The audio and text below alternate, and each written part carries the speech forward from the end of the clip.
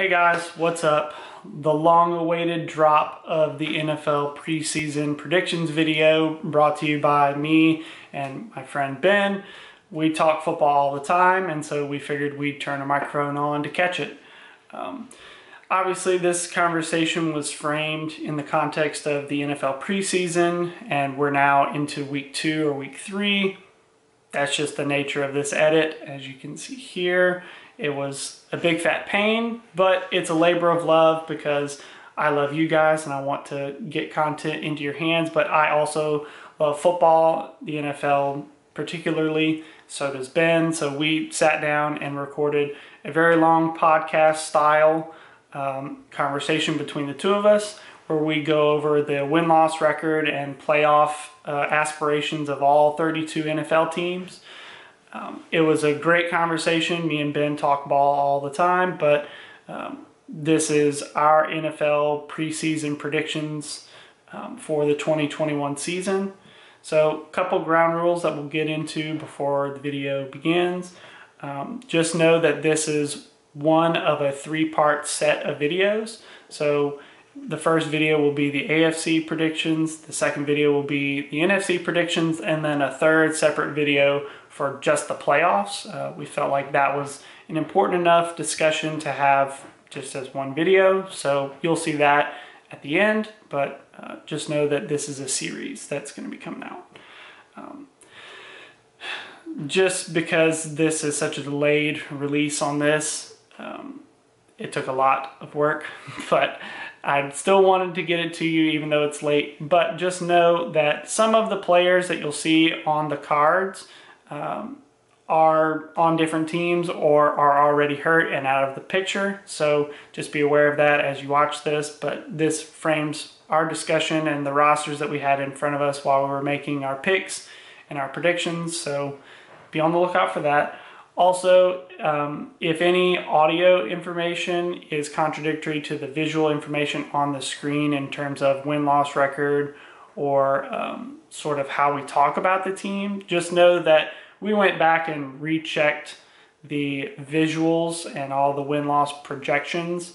So that will, the visual is the record and the audio is just supplementary. So no comments about contradicting information, just go with the visuals, because when we make what we've committed to make a mid-season review of these predictions and see where we were right, where we were wrong, a lot of wrong, but all of the visual information will be reused in that video and we'll bring that forward. So those are the official predictions, and then the audio information is just a complementary piece to that. So I'll go over a couple things that you're going to see on the screen. Right here, you'll see the schedule for each team. The middle shows you, obviously, the schedule, the home and away schedule, as well as the bye. And then you have 2 columns of win-loss records. So the left on every screen is going to be my predictions, and then on the right will be Ben's predictions. As you go through the video, you will see that we have very different opinions about certain teams, and so that will be reflected there, and that will help you keep track of who is who. Also, right here is the depth chart for the team at time of recording. So you'll see head coach, quarterback, wide receivers, running backs, tight ends, and key defensive players for every team. This helps frame the conversation and helps everyone understand the kinds of players that we were considering when making these predictions. So obviously some of these players have been traded since we made this recording. So just know that that may be in play. I don't expect it to be a super common occurrence, but just know that that is a possibility. So, without further ado, I'm going to send you guys onto the video. Look in the description for time codes if you want to jump around to certain teams.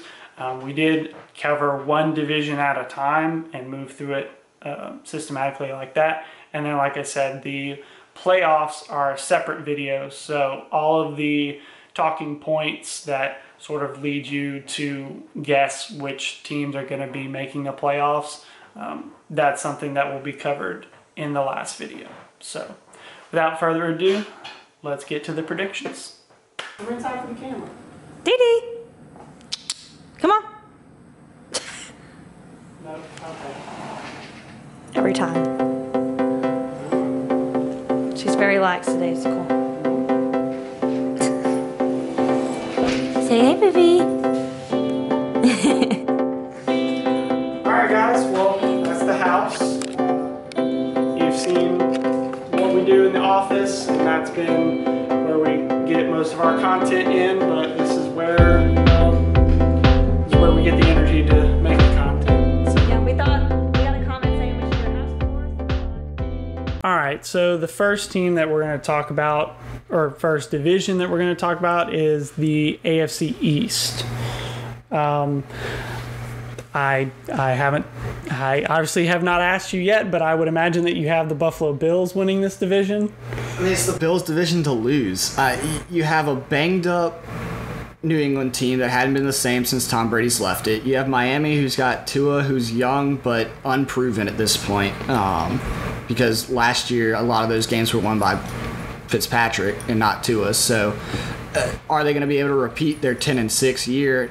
Maybe, but I still don't think you can stand up to the Bills at all, who might just win the whole AFC conference by themselves. And then you have the Jets, who are going to be irrelevant because, you got one pick, and that's not enough to carry your team from 2-14 to even remotely thinking about competing for a playoff spot.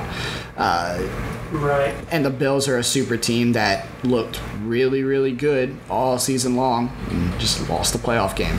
Right. So, yeah, they looked so strong. Josh Allen took a huge leap in the correct direction. I mean, just looking at some of the top players that are going to be out there. I mean, obviously, Patrick Mahomes and Aaron Rodgers are going to be up there for MVP, but I think Josh Allen is the best bargain bet in terms of MVP voting, especially if the Bills just start tearing it up, because I think they have a lot more to prove than some of these other AFC teams that have been in playoff positions before. I think that the Bills need to prove that last year was not a fluke and that all of these pieces can come together and be even better. I have written here a lot of the statistics and the main structure of the team for each team, so I'll go through that briefly for the Bills. Obviously, Josh Allen at quarterback, like I said, MVP votes incoming. Just go ahead and pencil that in. The wide receiving core is stacked. They added Emmanuel Sanders from the Saints to go along with Stephon Diggs and Cole Beasley. Their running back stable is seemingly the least important part of their offense. Devin Singletary is really the only running back off of their depth chart that really says anything to me on paper. Yeah, you got Zach Moss and Matt Breida, who they signed, which could be, definitely a good backup running back in Breida. Moss didn't really prove himself last year, so maybe he comes in and actually shows up this year, but Singletary put in a good year last year. Now it's just, can he, repeat and do half as good? Really, it's going to be relying on Josh Allen in the passing game to really carry this team. And you have such talent with that arm, with the wide receivers. You got Dawson Knox at tight end, who I don't know a lot about, but you don't have to be crazy good when you got that man throwing you the ball. You just got to get yourself open and catch it. Wide receivers are going to create open lanes for the other people, so the tight ends and the running backs will get easy looks out of the backfield and off the line. Exactly. When you have Emmanuel Sanders running down, Cole Beasley down the seam, and Stephon Diggs, I mean, I think they're gonna feed off of each other very well. I think my only question would be, does anybody challenge them in the AFC East? So I have written for my AFC East number 2 team being the Dolphins. I think that the Dolphins are much more of a complete team than, say, the Patriots, who I have at number 3 in this division. I think the Dolphins, top to bottom, are such a good roster because they've done such a good job over the past 4 or 5 years of getting things back on track. You have people like Devontae Parker, Jalen Waddle, Will Fuller in the wide receiver positions for Tua to throw out to. Mike Gesicki is no joke at the tight end. Definitely a top half tight end there. The defense is pretty stout. I don't know how long Xavier Howard's going to be on this team. He doesn't seem very happy. He seems like he wants out of there. But if he shows up to work more often than not for this team, I think that the defense is not going to be an issue. Brian Flores, even if they don't have Xavier Howard, I trust him to find somebody else that can play defense at least half as well. It's going to come down to how much do you trust Tua? And I think the entire Dolphins organization is asking themselves that question, because if old boy comes out and he has a very slow start or a bad start, everybody's going to look at Ryan Fitzpatrick and go, why is he not in our building anymore? Yeah, it's going to be rough because since you don't have Fitzpatrick, you got Jacoby Brissett backing him up. You don't have as strong of, that fallback. Like I said earlier, Fitzpatrick won them a lot of games last year. He made that huge throw where he had his head turned around. Right, about taking off. Kind of thing, yeah. I mean, you have the talent. You have the young talent. And, Fuller will miss the first game off of his suspension, but he'll be back and good to go. So you have good talent. You have pieces. You don't have a superstar, I don't think, though. I'm looking at this team and I'm saying you have makings to possibly be a superstar, but you haven't proven it yet. Fuller is maybe the one that's saying, hey, I'm the guy. But, he was second fiddle at Houston. And when he's been the one to make all those catches, to be the number one guy, he wasn't the number one guy. To second that, I think if there is a superstar to be made on this team is Jalen Waddle, but I don't know if he can be the superstar with Tua throwing hhim the ball, because I don't trust Tua as much as some people would. You got the duo from Alabama now. You kind of got your we'll bring this up with each team, but this is one of the teams that drafted a wide receiver at the top of the first round this past draft to pair with a past quarterback that they worked with. Again, this isn't the only team that did that, but this is one where, okay, Tua, we gave you your guy. We've got other people that are obviously also very good at their job, but here's your boy. If you can't win with him, plus these other guys, plus this coach that is proven, plus this defense, you're at fault here. Yep. I think he falls in the same category of like Daniel Jones, where they have done everything that they can to surround you with adequate talent, and if it falls off, everyone's going to look at you, and everyone's going to know that, look, bro, what are we doing here? I feel like Miami ends up being one of these teams for me, and there's several teams this year that I look at and I say, but somebody has to lose this game. And they end up losing the game more often than not for me. Yeah. They have the chance. Every team has a chance except for like the Jets and Houston. But every team has a good chance to make it into a playoff spot for the most part. There's only a handful of teams that I don't think can compete for a playoff spot if everything goes well. That's true. The question is it actually going to work out for them? And for Miami, I just don't know if it will. Their defense is solid, but it didn't do them as many favors as it could have last year. It was a lot off of Fitzpatrick pulling a rabbit out of the hat and getting them back into games. So can they repeat and go 10-6, or this year 10-7, 11-6? Maybe. They definitely have the opportunity. They don't have the hardest schedule in the world, but it's not going to be an easy road, and they're going to have to actually fire on all cylinders. If they get started slowly, they do have kind of a hard schedule early, and so I have them losing. I think I have them losing 4 out of the first 5. Like week 2 through 5, I think, are hard games for them. So that would be Buffalo, Las Vegas, Indy, and Tampa. Yeah, I mean that's hard games. That's not an easy schedule. Easiest. That looks like 1-3 to me. The easiest is Vegas, but of course. I mean, I can see them dropping that game. I mean, and ultimately that depends if Vegas gets their own stuff together. But I mean, they could easily be 1-4 at the beginning of the season. I mean, that's tough. Almost through no fault of their own, just because the AFC, we'll talk about it, but the AFC is definitely the better conference top to bottom out of the two. And really the only reason that I give Miami the nod over the Patriots, who I have at AFC East number 3, is really just the amount of playmakers that they have. The Patriots, if you look at their wide receiving core, to me, it is Nelson Aguilar, who they have acquired from the Eagles.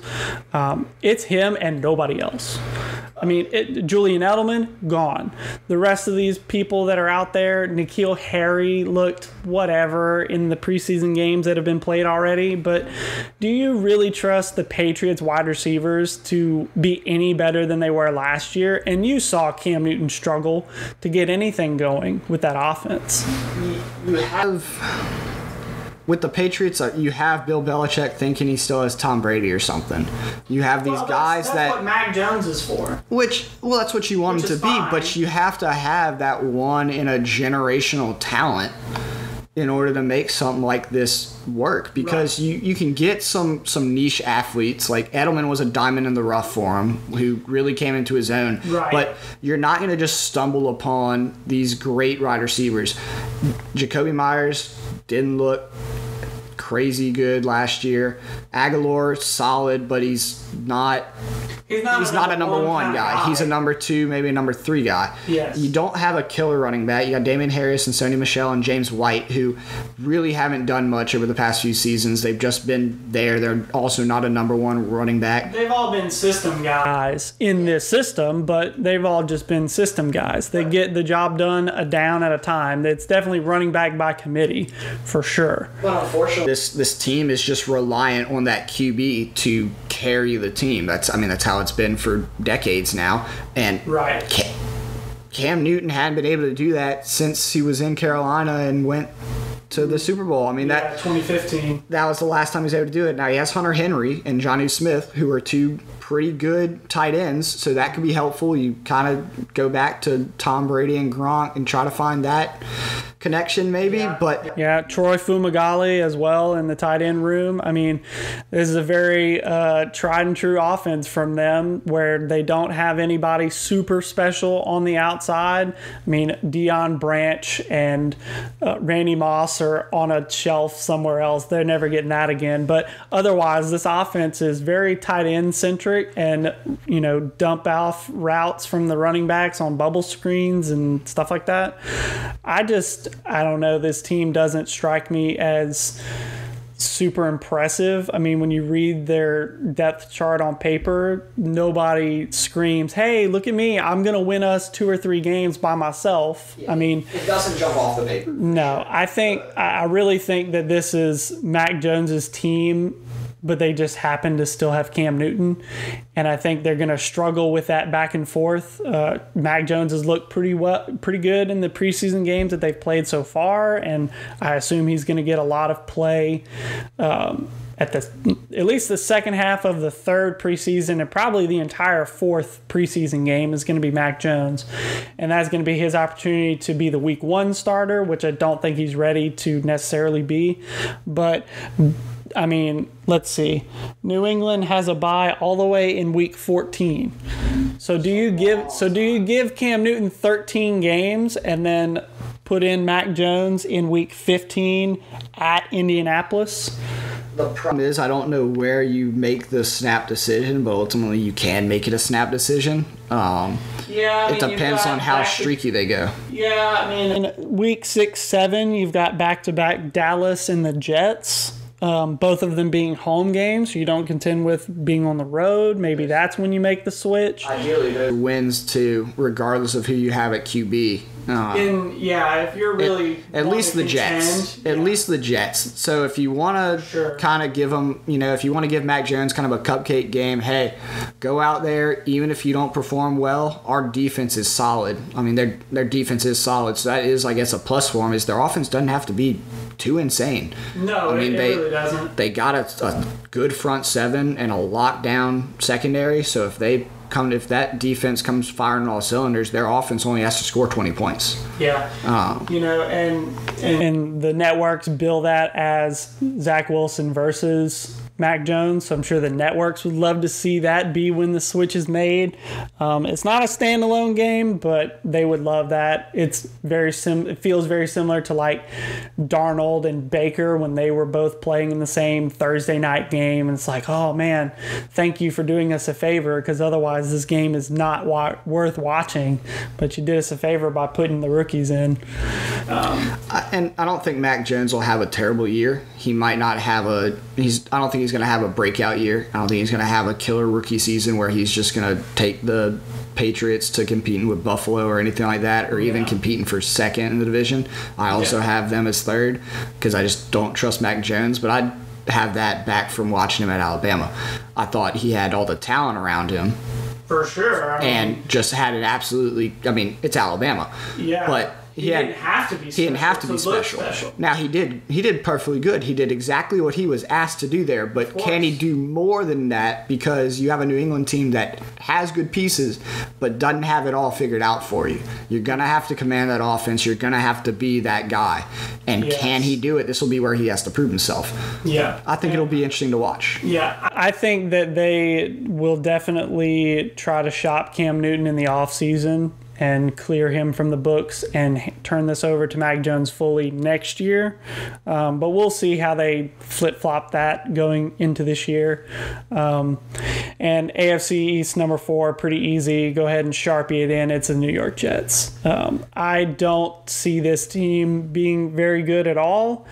I don't necessarily think it will be Zach Wilson's fault that they are not good. They are not a fantastic roster if you look at them. I think Robert Saleh, the new head coach coming in from the Niners, I think he is very much like Brian Flores, a defensive-minded, hard-nosed personality that is definitely going to set the culture and set the tone for the team, but you still need players to play. I mean, your coach can be amazing, but if you don't have anybody that can go out there and really make the plays, I mean, what is his team going to look like? Can they tank successfully this year? I mean, like, you had Trevor Lawrence wrapped up in a nice little bouquet, and then you went around and won 2 or 3 games last year, and they're not a good team. You got a couple people. You got Sheldon Rankins, came from the Saints. He's going to be, probably as good as he was on the Saints, but he's got much different people around him. And you got C.J. Mosley. I don't really see anybody else on the defense and on the offense. I mean, you got Jameson Moore, Corey Davis, Denzel Mims got hurt at practice yesterday, carted off the field. I don't know what that looks like, but he may not be in the picture. Yeah. Tevin Coleman in the backfield, not anybody to write home about, I don't think. He's never been a number one guy. He's been a backup everywhere he's gone. He's been okay, but he's never been the number one guy. And I'm looking at this team right now, just looking at their depth chart. I see so much red of questionable, out, or IR right now. So you're already suffering from injuries on a team that you can't afford to because you don't have the people to replace. Your depth chart's just not deep with talent. Yeah. So I would say anything more than 2 to 3 wins is a good year. Yeah. This is going to look a lot like Sam Darnold year 1, where they are not looking at Zach Wilson and saying, you are the issue. They're looking at everyone around him and seeing who they should keep, who they should shop, who they should using trades, that kind of thing going into next year. I don't even know if tanking is what they need to do. I think if they play out their schedule and they end up in the top 10, they should shop that pick and get as many picks as possible, because they need bodies. They don't need just one person. They're more than one player away. Now, they've been more than one player away for many, many drafts, but I think that they just need to acquire some picks, get some wins, get the fan base to at least buy in on Zach Wilson, who, coming into last football season would not have been the number 2 pick if you were just picking at the beginning. Nobody would have said, "Oh, Zach Wilson number 2." He pulled a spectacular Burrow, but I mean he definitely shot up this. He definitely didn't do bad. I mean, it's the Jets. You would love the Cinderella story of seeing the Jets go and make the Patriots the last in the division, because no one likes the Patriots, but it is probably just not going to happen this year. Come next year, if they're able to rebuild, maybe you have a chance, but then you also got to see what Mac Jones does in New England. So you could actually have a very, very competitive AFC East in a couple years. You just have a lot of teams rebuilding up and hoping that they can find their quarterback, their dynasty quarterback, and get some pieces around them. Yeah. Are they going to be able to do it? Time will tell. For now, I think they're going to be a rough team this year. Yeah, I think the fans will be easy on Zach Wilson and Mac Jones, but I think that's also part of the reason why Tua is under so much pressure, because you can look in the rearview mirror and see those guys coming. And I don't expect the Patriots to be bad forever, and I don't expect the Jets to be bad for the next 50 years. Eventually they'll be good, maybe. So I think that's why Tua gets so much pressure, and I just don't see that same pressure on the Jets and Zach Wilson this year. So nobody expects them to be any good. No, I don't. Obviously, we both put them fourth, so they're just bringing up the rear. I wouldn't call myself a studier of the NFL. Not too much of a connoisseur, but come on. It didn't take much to figure that out. I don't think even the most hopeful could give them a solid chance to win more than 3. So that's fair. We'll see how it goes with them. All right, so now let's go clear across the country. Let's do the AFC West. I think this is a much tighter division, especially at the top. But I think we both can agree that Kansas City pulls this one out.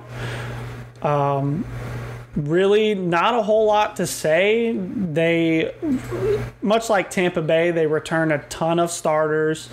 Most of the band is still here.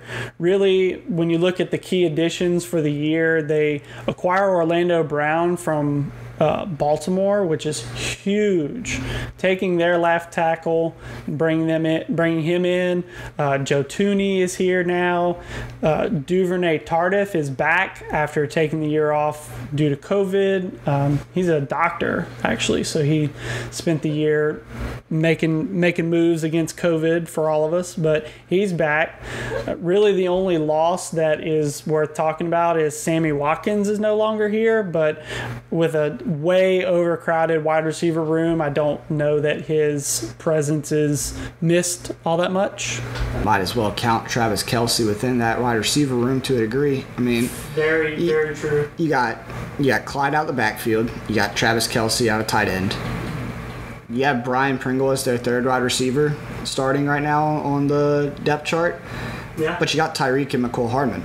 I mean, you're going to be the high-powered offense that has been carrying you for the past 2 years. You're not going to struggle to win games. You're going to have some hard games. They do have a hard schedule. They play some high-profile teams. Yes. Cleveland week 1, Baltimore week 2, Chargers week 3, Buffalo week 5, Washington football team week 6. I mean, that's 5 out of 6 very rough games to begin the season. Even Jets a little bit on Washington. I think maybe they'll be, competing for that division, but it's still the NFC least. So I do agree with you, but if Chase Young is the guy that we all believe he is, and let's say this offensive line for Kansas City, which was their weakness, let's say they don't mesh, like on paper they look fantastic, but let's say they don't mesh. Mahomes could be. Do you want him running? Yeah. Do you want? Run today. Exactly. I wouldn't say that they lose to Washington right now, but it's not a game that you can just look over. Yeah. You definitely. It's not going to be a blowout game of the number 1 versus the number 32. You're not going to get that. Exactly. It'll be closer. Exactly. And it doesn't get, you get some of it out of the way, but it doesn't get that much easier. You still play some top-level teams later on in the year, too. Yeah, you still have the Tennessee Titans coming down the pipeline, Green Bay coming down the pipeline. You play the Chargers again, who I think the Chargers are going to be much better than they were last year. So yeah, their schedule is not super favorable. Honestly, for me, the hardest question to answer with Kansas City is who is the last remaining player from this team on a fantasy board? Because this is a fantasy team if I've ever seen one on offense, for sure. That's the $1 million question. I mean, you get any of these guys on your fantasy team, you're good. You're sitting nice. Even in a loss, these are kind of guys that put up 100+ yards. I mean, any game that gets tight with Kansas City is for sure going to be a throw fest with Mahomes at the helm. Cover a ball, any one of those guys, even Clyde out the backfield, you're looking at fantasy points out the wazoo. Mm-hmm. So. Yep. How hard do you think Kansas City fights for the 1 seed now in the updated playoff schedule? And I know before you say, obviously, you want to be the 1 seed, you want to have the bye. But the last few times that Kansas City has had the bye, their next game, they've looked very rusty for a team that should theoretically have gotten much healthier and firing on all cylinders. But you remember a couple years ago, they had the bye and played Houston in the first game. And they're down 24-0. All of a sudden, and now obviously they pull that out because Patrick Mahomes played out of his mind for the next 3 quarters or for the next half. But can you really count on that being the case every time? I feel like this is the kind of team where they want to just keep playing and stay in rhythm. I wonder if they'll try. It's as we said, the AFC is stacked a lot higher than the NFC, in our opinion. Mm-hmm. It's going to be hard for them to get that number 1 spot.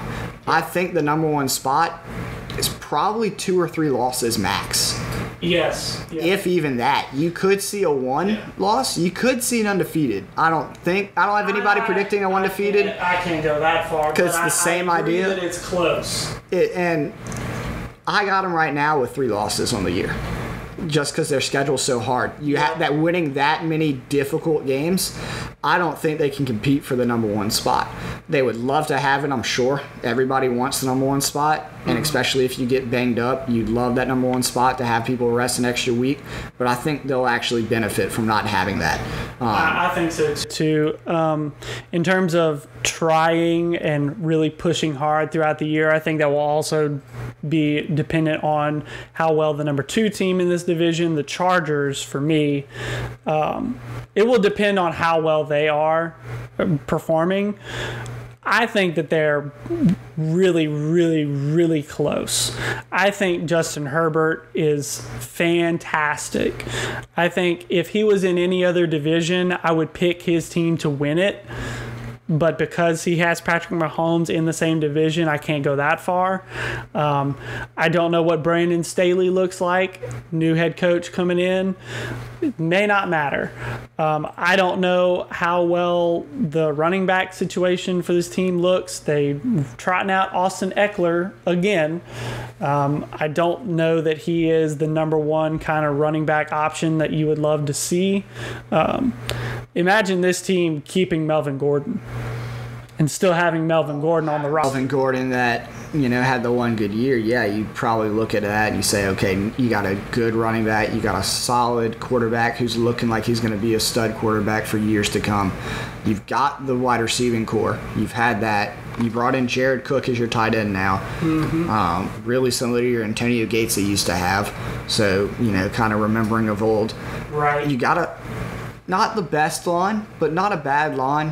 When you really come down to it, they won't cost you games. Also, last year, Justin Herbert sets all these rookie quarterback records behind statistically the worst offensive line. So clearly he's already shown you that that's not a super limiting factor for his skill set. He will move out of the pocket. He will throw on the run. He'll throw dimes on the run. He'll throw across his body on the run. He is Patrick Mahomes light. And again, if he was in any other division, I would pick him to win it. But because he's got Kansas City above him, I don't see them winning enough games to crown themselves as AFC West champs, but they very easily could be the number one wild card in the AFC. That's where I have them right now. Kansas City's too much of a task for them right now. Now, they'll win more games than last year because I don't think they'll outcoach themselves out of wins. Yeah, I don't see them losing as many close games as they did last year. And that's really what it came down to, is any game that was really tight, anything that was 1 to 1.5 possessions, they would just find coaching errors to lose them. And that's really what cost Anthony Lynn his job, which is sad because I think, if you could clean that up, they would be fine, because Anthony Lynn is another one of those culture setting kind of guys that you would love to have in the building, but maybe not as the head coach. So I do think they're better. I do think they're pretty clearly the number 2. I think I have them beating Las Vegas and Denver both games that they play them. Yes, I do too. And so, chalk that up as 4 wins. Now, I do give them a couple losses to Kansas City. See, maybe they take one of those games. Yeah, I write them in as splitting with Kansas City, but losing out due to other games on their schedule, which I think that's pretty generous. But I think a lot of faith in that team, especially since it hasn't performed in recent years. Mm-hmm. But I think this is the year, if they're going to turn it around, this is the year to do it. If they don't turn it around this year, I'm going to lose a lot of hope in them, because they have the talent there. They have the potential. Can they bring it all together? Yeah, while Justin Herbert is still cheap, maybe next year they could be a player and throw some money around at somebody to shore up a weakness that they identify this year. But I think this year is the year that they need to make a serious push in the playoffs, just to prove to everybody that the rest of this division is not just going to succumb to Kansas City for the next decade. They need to show that they can compete and push them, or I think that's going to dampen a lot of things. AFC West number 3, I have the Broncos written in. I don't trust the Raiders, and we'll get to them in a second, but I think Denver has enough going for them to at least be number 3. I don't believe in this head coach. He is, if you just put him up on a board of the 32 coaches, this guy just does not fit the mold. He's just an old, crudgety, defensive-minded guy in a division, which we've just discussed, the top 2 teams are 2 of the most offensively gifted teams in all of football. And so if you have a defensive coach, you either need to be way better on defense than you are, and you need to compete for top 2, top 3 defense in all of football, and you got to be at least a little bit more special on offense, and you've got to show the top 2 teams that you can score with them. They're so bad on offense, though. Their defense is not what it used to be. You still have Bradley Chubb. You still have Von Miller. You have Kyle Fuller back there and, that cornerback. But even if they're a defensive-minded team, that defense does not shout, I'm going to shut down most of the teams in the league. Well, Justin Simmons Justin Simmons is good. Kareem Jackson is good. Patrick Surtain has looked very good in the preseason games that they've played so far, and I trust his Alabama pedigree to carry the day on that one. But I can't go into a season and say, oh, this team is going to win 8 or 9 games on their schedule due to defense alone. You have to show me that the offense can put it together. Now you read off the names: Melvin Gordon in the backfield, wide receivers. You got Cortland Sutton and Jerry Jeudy and KJ Hamler. Nothing to scoff at. You got Noah Fant at tight end, but who's running the show? Is this Drew Lock's team or is this Teddy Bridgewater's team? Or is this being tailor-made for some college quarterback to come in and take over the reins? That's another question entirely. That could be the option. I'm not as high on the Broncos. If they can get their defense together, they're going to pull together some wins. I don't foresee Drew Lock staying the starting quarterback. I don't either. Teddy has proven himself. He has multiple times over multiple different teams. Last year was a bit of a struggle. Yeah, but Teddy Two Gloves. when you lose your running back, that early, you're gonna have a rough season.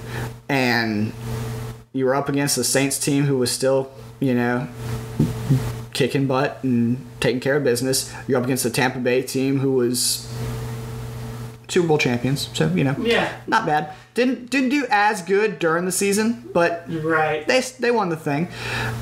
Atlanta was whatever, but I mean, you still won like 6 games last year at Carolina, so he didn't have a great year, but he had a phenomenal year with the Saints. He was always doing good and just ended up getting replaced. If he doesn't get knocked out by Joyner, if he was still on the Vikings, I think that would make the Vikings infinitely more interesting. We'll worry about Kirk Cousins in a few. We got plenty to talk about there. I think he'll end up being the starter in Denver, as much as John Elway probably wants Drew Lock to be the guy. Teddy Bridgewater will probably take that starting role, and I think they can pick up a few extra games. Do I think they'll be wild card? No. Do I think they could win 7? Somewhere between, I have them at 5 games right now. I think they can probably pull out a few more. Yeah. But my lowest, I was hard on Denver, admittedly, but my low is 5. My ceiling for them is about 8. Yeah. Anywhere around there, I think that's an okay year. They'll rebuild. They'll try to go and compete with the Chargers, with Kansas City. Their hopes, I think, until Kansas City gets knocked off of where they're at, is a wild card spot. That's what they're aiming for, realistically. Obviously, you want to sell it to the fans. Oh, we're going to win the whole thing. You got to make the playoffs first. Yeah, you got to win. You got to be competitive in your division or be a every year wild card type team. And I think the AFC is just way too deep for this team with this many faults to be in that position. You got to win 10 or 11 games to make it into the playoffs in the AFC. Yeah. I mean, it is just a hard, I don't see hard 9 and conference. 8 cutting it anymore. No, 8 and 8 definitely not. Well, you can't go 500 anymore, but it's like you definitely have to be over 500 at 9 and 8. I would say if you're not at double digits, you probably don't have a prayer. If you're not at double digits and the NFC came to play and somebody lost way too many games, I mean, that's just how it is. Yep. So we'll see. We'll have to wait and see how that shapes up. But and I think that in general, the reason that I give them the edge over the number 4 team for me being the Vegas Raiders is just because they have more adults in the room. I don't see where the Raiders get much better than they were last year. They have just about everybody returning in terms of the key players. They don't have anybody coming in that I think moves the needle for them. So I can't exactly say that they're going to be much better than they were last year. I have a note here. This feels like a race to the bottom kind of team for a quarterback. If you look at the quarterbacks that are going to be coming out, Spencer Rattler is the exact kind of gunslinging, snot-nosed kid kind of thrower that John Gruden would love to get his hands on. And he's already done with Carr. He's been done with Carr for 2 years. I don't think he has ever meshed with Carr. No. They personality-wise have never felt like a fit for one another. And so I think this will be the last chance for Carr.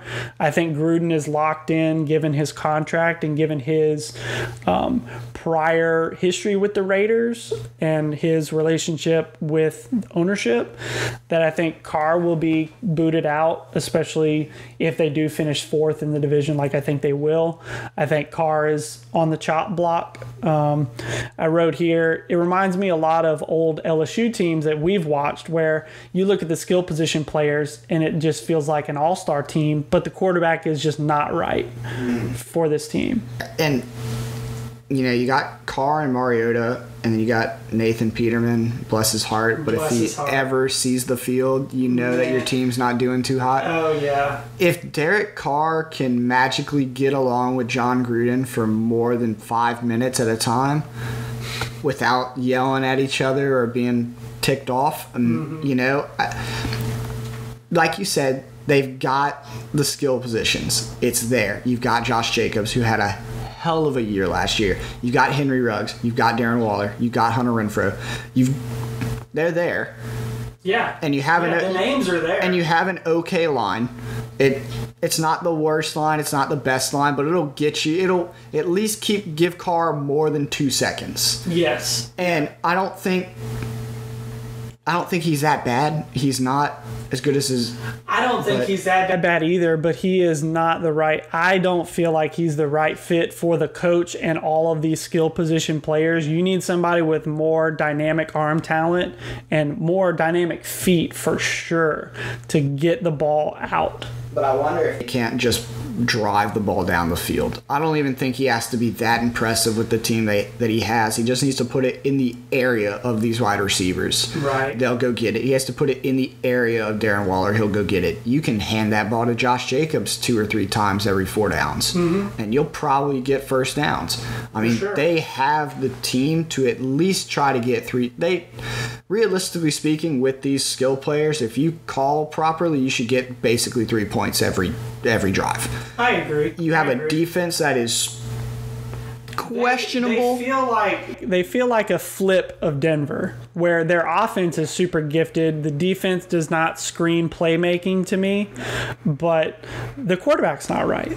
Yeah, and so ultimately, their offense is going to win them games. If their defense can get stops, I think that puts them in a driver's seat in a lot of their games. I agree. A lot of admittedly, I think their schedule is a little easier. I don't think their schedule is quite as hard. I mean, you're still playing Kansas City and the Chargers twice. Which I see that as 0-4. I don't see them winning either of those games. And honestly, if they go 500 against Denver, that's a miracle. I think if you split the series with them and you go 0-4 to the top 2, that's about as good as you can do in this division. I'll be honest. I only have them winning 6 games. The only thing is I had Denver winning 5. So that's where I'm at. Yeah. I don't have them winning a lot of games. I think they'll just barely edge out Denver by 1 game. As long as they go 1-1 with Denver, I think that's the difference maker. Mm-hmm. But if they go 2, I mean, Denver easily takes that 3rd spot because then they're 0-6 in their division. There's just no chance for them. Yeah. They're not going to win a lot of games, but I think their offense ought to win them around 6 games. Yeah. It just, neither one of the 2 teams that we just talked about feel special in any way. And so I'll be more interested to see them when it comes to the draft and when it comes to the beginning of the offseason and who moves where and who they can acquire through other means. All right, so the last division that we have to talk about for the AFC is the AFC South. I have put in the Indianapolis Colts as winning this division. We'll get. Oh, you're right. There's a real important division. You're right. We still have the North to talk about, but the AFC South. I have Indianapolis pulling this one out. I am going to trust that Carson Wentz is going to be week 1 starter. Everything that I've heard in the past few days seems to trend that way. You want to talk about a room full of grown-ups. This front office is fantastic. One of the best front offices in the game. I think that everything is set for them to win it. I wrote here, this is the easiest that this division will ever be. Yep. You don't know what's happening with Deshaun Watson. We'll get to that in a minute also. You have no idea what that situation is, so just chalk that up to, and I don't know. But Trevor Lawrence will never be worse than he is this year. And I think that we haven't gotten to Tennessee, obviously, but I see them being slightly better than Tennessee, which may not always be the case. The more that Carson Wentz puts on film, depending on how much you trust him, I don't know how much you trust him, but I do not see him as the guy.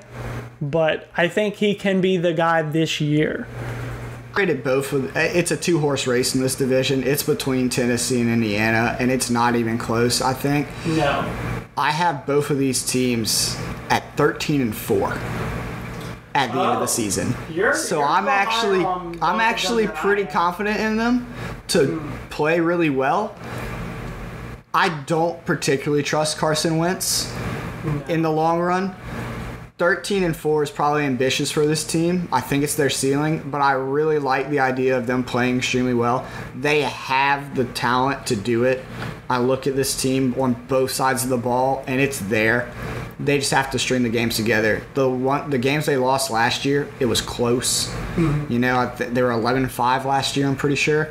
And albeit with Phillip Rivers. I mean, Phillip Rivers definitely, and again, I feel like that's exactly where Carson Wentz fits in because he doesn't have to play perfect.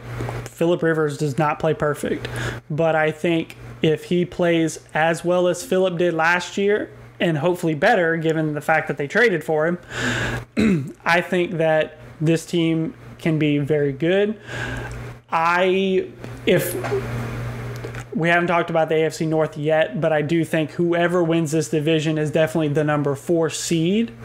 And so I really don't know if the number 2 AFC South team makes the playoffs, given how tough the rest of the AFC has been, especially what we've talked about up to now.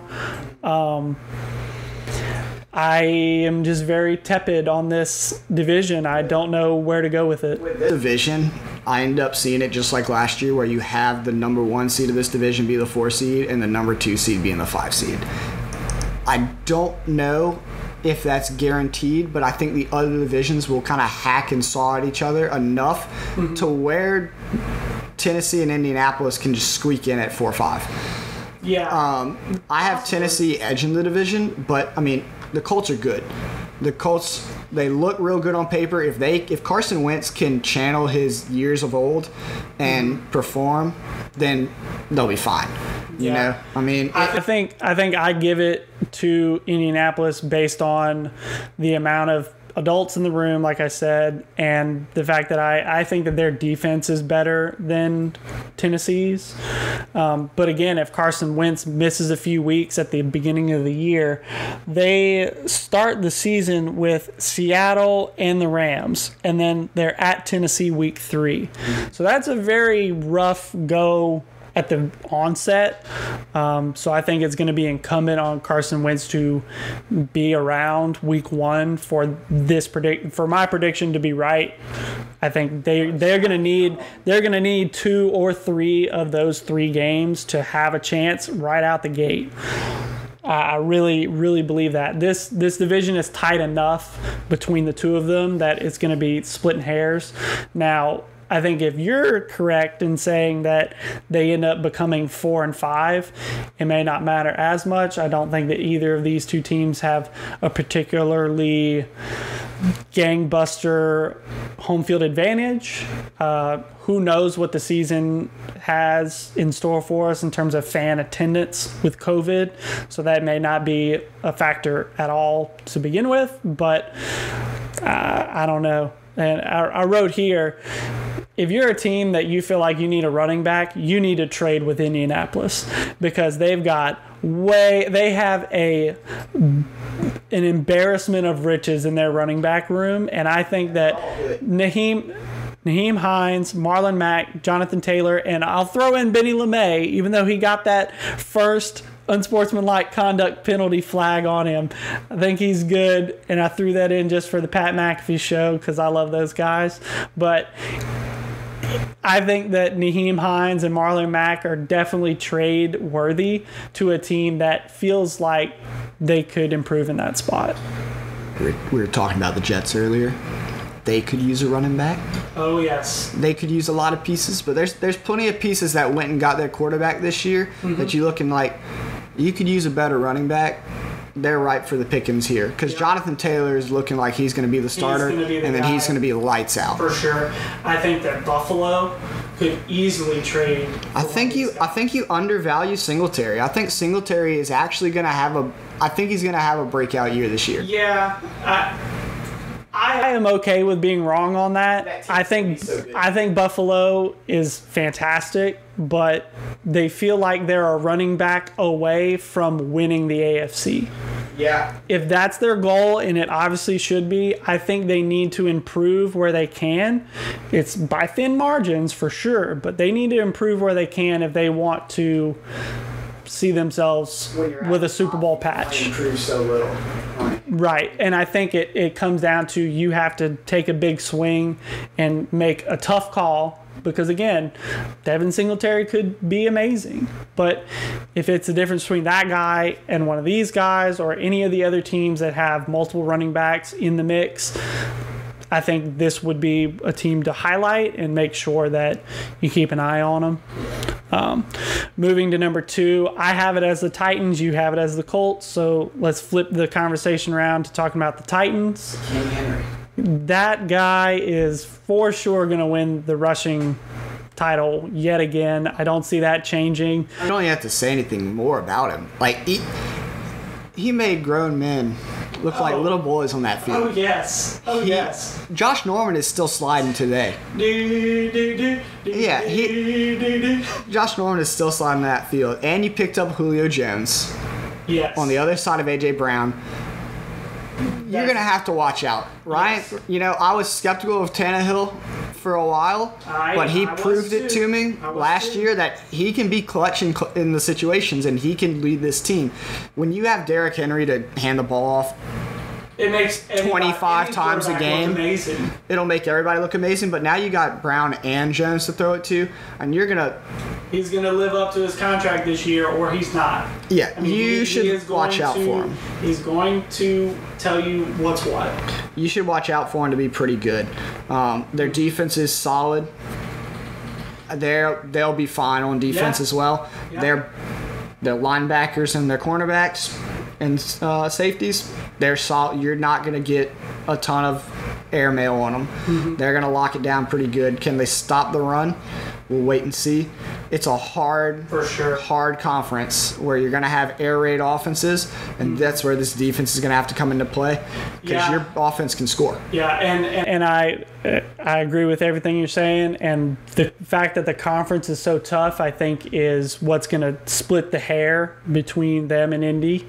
I think that both teams go 4-0 against the two teams that we've yet to talk about, and I imagine that they split between them head-to-head, and then it's going to come down to everyone's other outside division schedule to determine who's 4 and who's 5 if we go with your standings. But I think this team is really, really solid. The addition of Julio makes me even more confident that they stay where they are instead of taking a slide.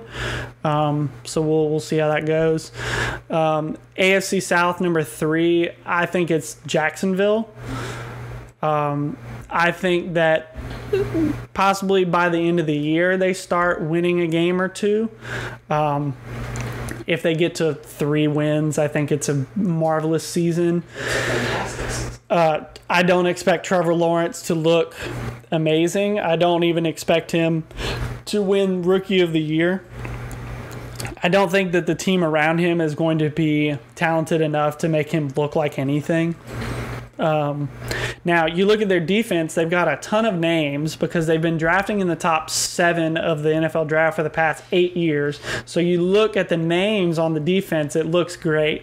I don't know how that translates into stops and fourth downs and punts and turnovers, but they have everything in place, and as Trevor Lawrence gets better, they will definitely be better. I think eventually they can compete for winning this division, but it will not be this year.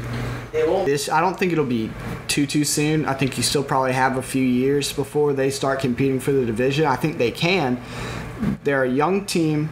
They're going through rebuilding. They pretty much shipped off everybody that they had from this team 2 to 3 years ago. They Correct. pretty much don't have anybody left. Correct. So it's a brand new team. Like you said, 3 wins, that's pretty solid. I have them at 3rd because Houston is a dumpster fire that still hasn't been put out We're going to get to that. since then. But Jacksonville was, they were lighting a little flame in the trash can as well last year. So You don't get the number 1 pick on accident. yeah, look, we had the Minshew mania for a little, and then it just, it just wasn't there. Could they win some games? Sure. Is Trevor Lawrence a good QB? He was in college. Yeah, I look at them. They play at the Jets. I see that as being a potential place to pick up a win. They play at Cincinnati against Joe Burrow. Hopefully he'll be around for that.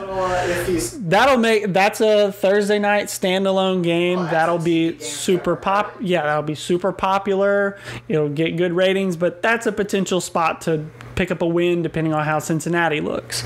I think they win both games against Houston.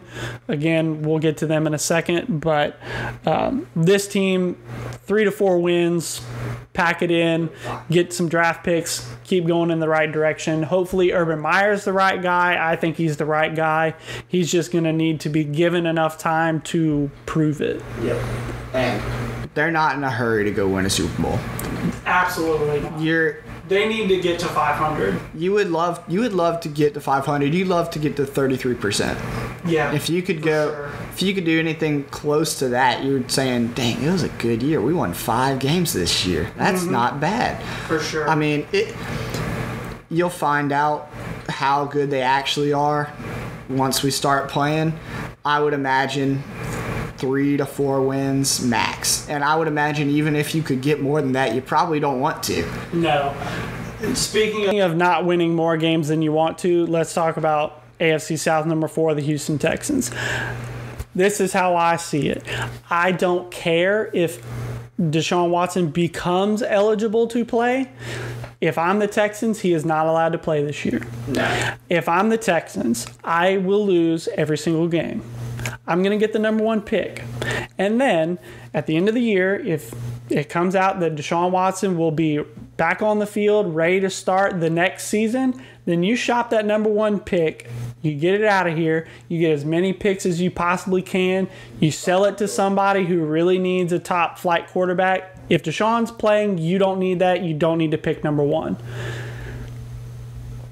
That's kind of how I feel about this team. I don't know what is going on with this team.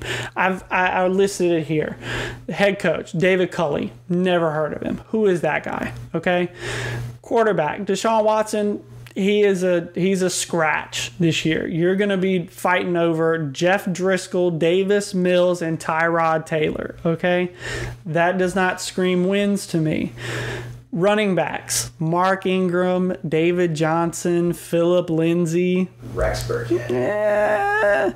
Wide receivers, DeAndre Hopkins. Oh, wait. You ain't got that guy anymore. Brandon Cooks, Nico Collins. Who is making plays on this offense? Nobody.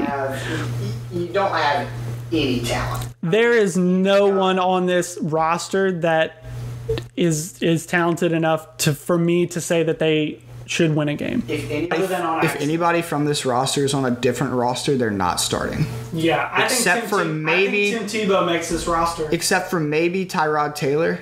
Yes. Maybe he could start on another team. I don't know if anybody else is starting on another team. You could argue Cooks, since he had a history, did pretty good. What's left of him? Kuti didn't do too bad last year.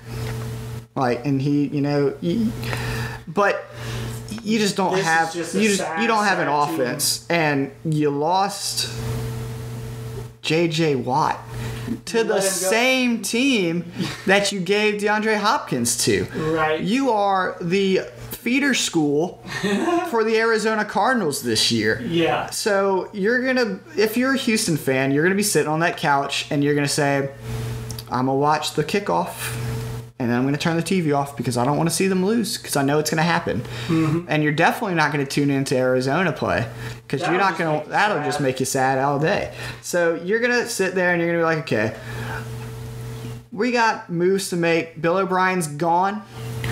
You can finally make better GM decisions without him in the building. We can make better decisions. You're sitting there hoping that Deshaun Watson wasn't a sleazebag. And you're hoping and praying. Otherwise, you're using that number one pick that you're going to earn. Absolutely. And you'll pick Spencer Rattler probably, or whatever quarterback flies up the depth chart. But you're going to pick a quarterback, and you're going to start from scratch, and you're going to look like Jacksonville, or you're going to look like the Jets, or you're going to look like the Bengals. It's going to be a rough team for a couple of years, and it's time for you to strap in and understand that.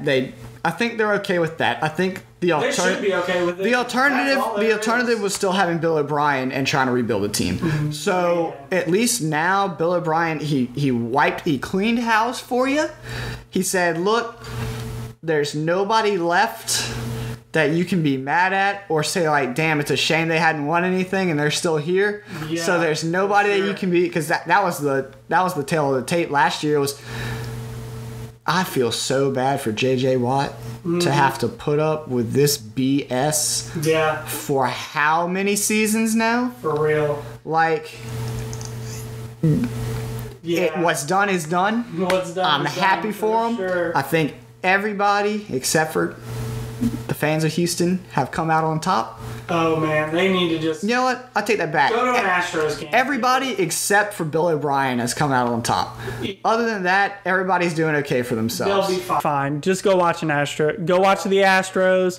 Go root for the Rockets. Go find something else to do. We'll see you in April at the draft. Okay? Hopefully by then we'll have figured out who you're taking, who you're trading for, and if Deshaun Watson's going to play again. That's about it. Yep. This team has no direction. They have no culture. They have no picks. They have got to find something going for them. They need somebody to look decent enough to be worth trading. They do not need to win any of these games. It is just a pitiful. I don't know if they can win these games. I'm gonna be honest. No. Even if they wanted to, I think you can maybe lie and say you're trying to win games. You shouldn't be. Which I don't know. The locker room atmosphere is already shit. So, will you, do you just full send and say, look, we're going 0-17 this year?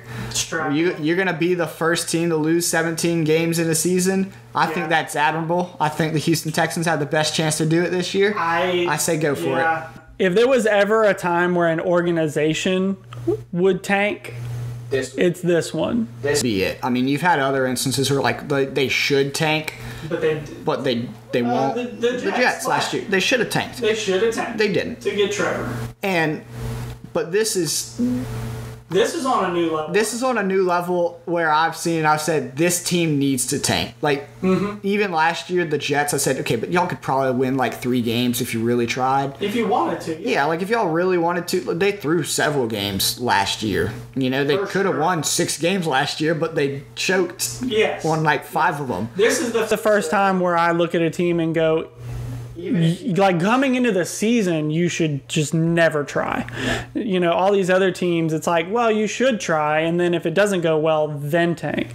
This team should never try anything other than tanking. They are not the number 1 pick. They have done it worse than Bill O'Brien could have. Yeah. I think that would set them back even further, especially if Deshaun is not eligible to play ever again. They're going to need... Guy gets taken from them. If their guy gets taken, that would be tragic. Yeah. But it's Houston, and I don't really care. No, I don't either. Yeah. Okay, last division for the AFC that we need to talk about. Yes, the most important one.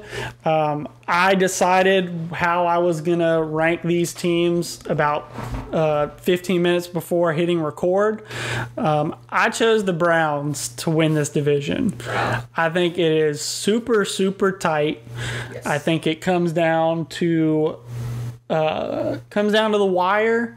I think them and Baltimore flip-flop all year long, 1-2. But I see Cleveland edging it out by a game, and I think it has more to do with their schedules outside of playing in the division that will make the difference. I see Cleveland losing one of the games against Baltimore, a game at Green Bay, and a game at the Chargers. And then I see Baltimore losing one of the games against Cleveland, a game against Green Bay, a game against the Chargers. But then I also see them losing to Indianapolis, who they play and Cleveland does not. And I think Indy becomes the difference.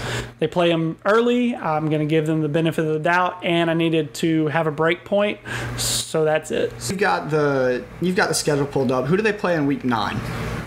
Week 9, Baltimore plays Minnesota, and Cleveland plays the Bengals. All right. I actually have Cleveland losing that game to the Bengals. Oh, okay. Who do you have week 16 for Cleveland? Is that Baltimore? No. Cleveland week 16 is their loss at Green Bay. It's going to be in December in the snow. I know it's Cleveland and they deal with snow as well, but I think playing in the snow in Green Bay is different than playing in the snow anywhere else. And we haven't talked about the NFC yet, but I think Green Bay is going to be gangbusters. This is going to be Aaron Rodgers' revenge tour against the Packers yet again. I see them winning a lot of their games also. They're going to be a top flight team in the other conference, so that's why I have both Baltimore and Cleveland losing to Green Bay, and so I don't think that either team gets an advantage there. Now, we differ slightly. We have the same rankings, I think, for this North. But different reasonings behind why they get there. I've got Cleveland being gangbusters this year. I think Cleveland is going to be very, very, very good. I currently have them dropping 2 games, and that's it. Yeah, I have them at 14-3. Yeah, I've got 15-2, but I have them beating Baltimore twice.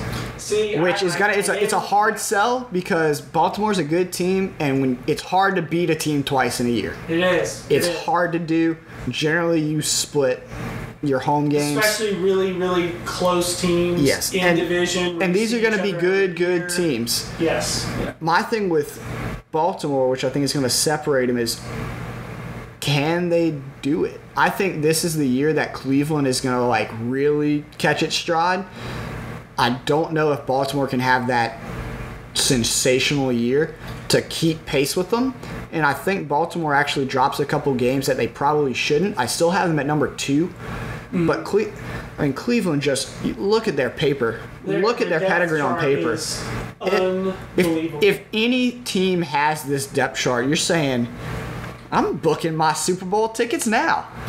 I think that more Cleveland Browns will be drafted in fantasy drafts than have ever been drafted. Oh, absolutely. I think that on any given week, they will look like the best team in the NFL, if not the best team in the AFC, a lot of weeks. I think it comes down to the wire between them, Buffalo, and Kansas City for the 1 seed. I think this team is unbelievable in some aspects, honestly. They have the talent. They've got good coaching. You just got to put it all together. Yeah. Year 2 under Kevin Stefanski, another big culture guy. He came in and took them by the scruff of their neck and drugged them to the playoffs. Now, I don't know how much Odell contributes. I don't know if Odell contributes well in the beginning of the season and becomes a trade piece. I don't know if that's something that they are willing to entertain, but this team is loaded top to bottom. I'm super excited to watch Cleveland Browns football. Which I didn't know if I would ever say that. If you had this conversation 5 years ago, never even been thought of. Yeah, I'm going to have fun watching Cleveland football. I remember when they were the worst team in the league for several years in a row, where they were the Jets in terms of, oh, you're going to be the worst team forever. Yeah, they were the butt of all jokes. And now they got a good shot to take the first seed of the AFC. Mm-hmm. They're going to be a fun team to watch, and they're going to be an explosive team to watch. Every prime time is probably every single week they will be on TV, regardless of where you live. Yes, they're going to be there. Yeah. So I have high hopes and high expectations for Cleveland. I'm also super high on my number 2 team being the Ravens. I don't see them taking a huge step back. I think what separates Cleveland from Baltimore is just Cleveland has more people returning to the fold. You have Njoku and Odell coming back off of injuries. I think that ties them together a little bit more, whereas Baltimore, all of their key pieces are returning players. When does the league figure out Lamar Jackson, to be honest? I mean, when do they finally put, I hate to compare him to Michael Vick, but that's his comp. And eventually Michael Vick took a half step back and he got slightly slower, and defenses were slightly more prepared for him to rush out the pocket and were ready for him. This is probably the start of it this year. I think that's why I just couldn't give them the edge. As good as Lamar Jackson is, I ended up having them at 11-6. Oh, wow. So you have them losing. I have them losing a significant amount of games. I have them losing week 2, week 5, and they don't lose for a while. But I have them dropping week 12 and then 14 through 16. Yeah, I mean, I gave them the win against Kansas City in week 2, which you mentioned. I think that's more a product of Kansas City, in my opinion, of them, and less about Baltimore. I just think that Kansas City sort of takes a step back and sort of hedges their bets a little bit. I think they stop playing so much for the regular season, and they're just trying to get to the postseason. They want week 2, though. I think that's one of those. I think that's one of those statement wins that you just kind of want to just let them know, like, hey, we're still here. We're still here. We might have not won last year, but we'll be back. I think that's one of those games they want to win. That's a coin flip for me. I gave it to Baltimore, which made their in-division competition with Cleveland a lot closer for records in my case. But if they lose that game, I would not be shocked, clearly.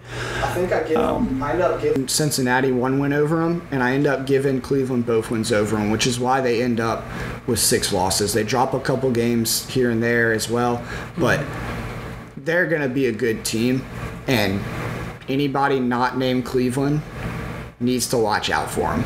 I think Cleveland has the edge on them, but they are going to be a force to be reckoned with, and that 11-6 could easily be a 14-3. Yes, I mean, for sure.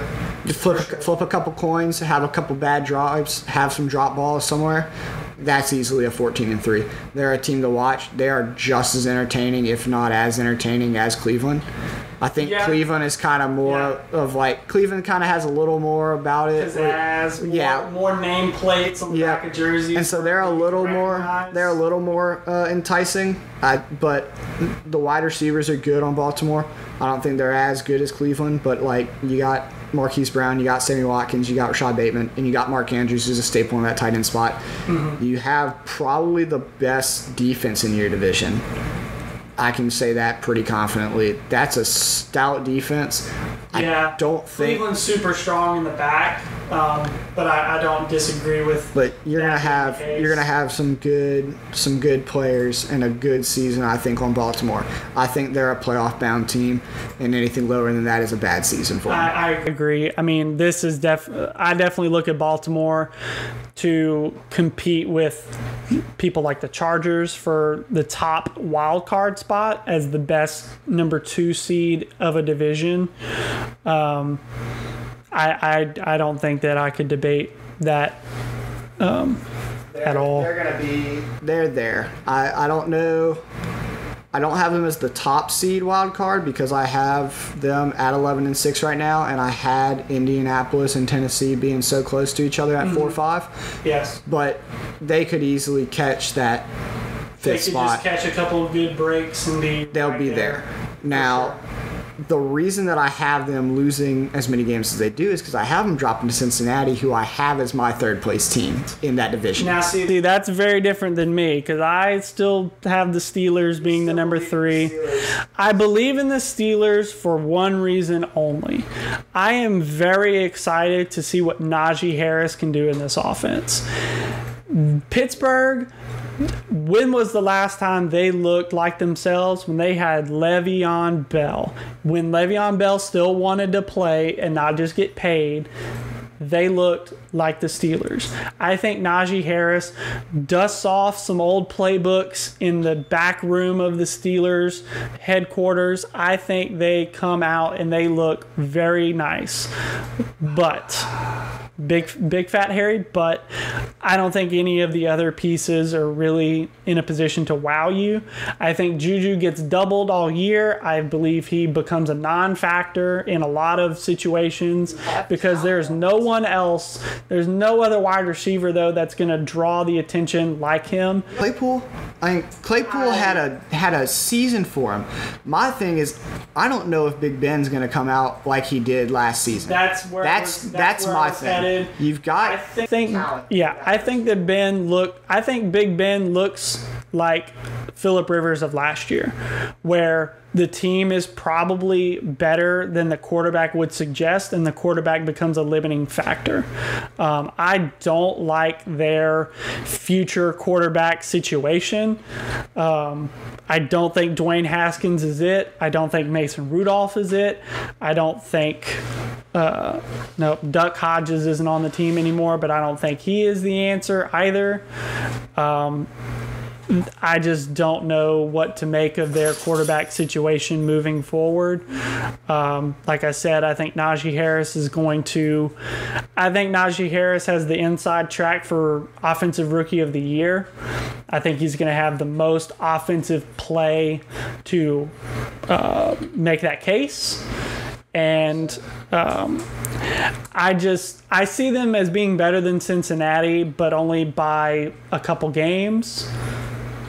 I have high hopes for Cincinnati to overperform so drastically that they make the playoffs. Oh, that is how drastically, and I think they can do it. I think their offense can do it. It depends if their defense comes to play.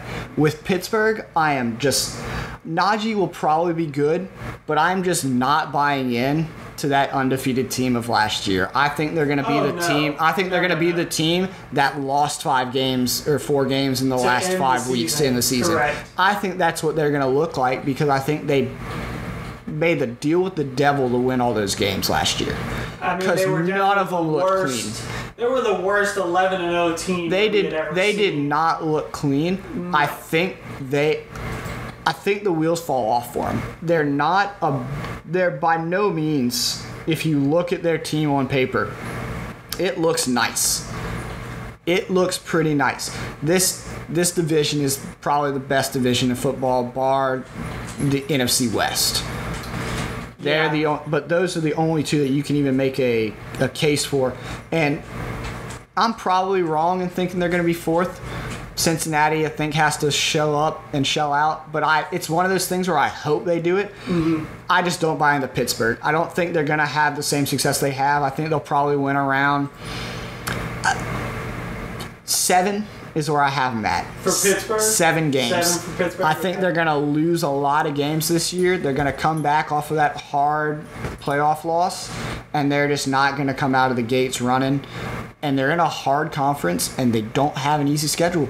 Yeah. This division is tough, the toughest one in the AFC for them to win. I think they suffer. That's saying that that's if Najee Harris doesn't come out and just will absolutely run the show. I do not think that Pittsburgh has the offensive line to make Najee Harris look like Derrick Henry, but I do think that Najee Harris will carry the day, but And for me, I put Pittsburgh at number 3 and Cincinnati at 4 just because Cincinnati still has a long way to go. And how much does Joe Burrow trust his knee?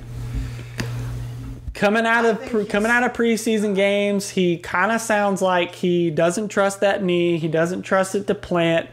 He sounds kind of like when the hot mics caught Sam Darnold talking about seeing ghosts on Monday Night Football, where I love Joe Burrow. I got a poster of him behind my head as I'm talking.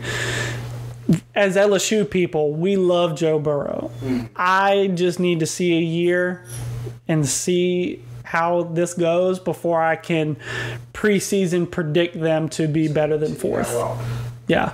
I'm okay with being wrong about this, but I need to see this year before I can predict for next year. I'm very hopeful for them. Yeah. I'm hopeful for them because they have a killer offense if their line blocks anybody. Mm-hmm. They will be damn near untouchable if their line learns how to stand up after the ball snapped. Because you got JoJo in the backfield. Mm-hmm. You've got Jamar coming out of LSU, Burrow's favorite fucking target. Yeah. And you got Boyd and Higgins. Like, you're going to be slinging the ball all over the field if your line keeps Burrow upright. Yep. Now, for the draft, everybody talks about, oh, well, they should have gone with Penei Sewell instead of Jamar Chase because if Joe Burrow's not upright, he can't throw it to anybody. It doesn't matter who's out there. But I agree with their decision to go with Jamar. This is another team, kind of like we talked about with the Dolphins, where they got their quarterback's guy to make him feel as comfortable and at home as possible, which I get it. So I need to see the offensive line look better. I need to see Joe trust himself and be able to sling it. I think that this is not the year for their expectations. I don't have any expectations, but I am okay with being wrong on Cincinnati given my love of Joe Burrow and all of the other LSU players that they have on that team. But I think the Steelers edge them out just barely. And you're obviously higher on that. I have them the 3rd seed in the division, and I have them just beaten out for the 7th spot in the playoffs. Mm-hmm. It's going to be hard for them to do. I mean, barely going to get it if they're going to get it.